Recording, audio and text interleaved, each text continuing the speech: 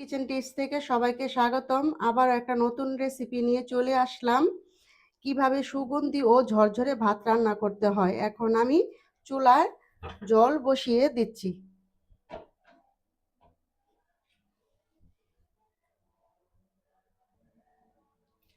আমি ভাতের চালটা আধা ঘন্টা আগে ভিজিয়ে রেখেছি।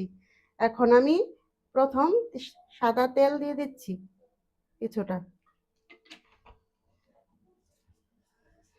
ভাতটা সুগন্ধি হওয়ার জন্য আমি দুইটা লেবু পাতা দিয়ে দিলাম।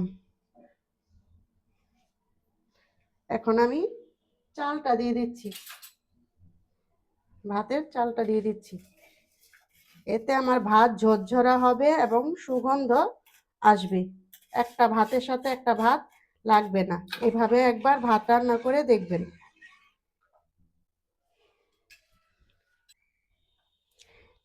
এই যে এখন আমার ভাতটা আর কিছুক্ষণ চুলায় থাকলে হয়ে যাবে। এই যে কি সুন্দর ঝরঝরা এবং একটা সুগন্ধ বেরোইছে আমার ভাতের থেকে।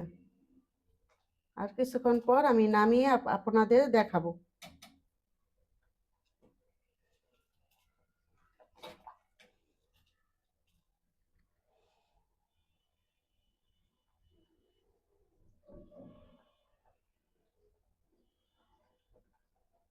এখন আমার ভাত হয়ে গেছে, এখন আমি নামিয়ে নেব।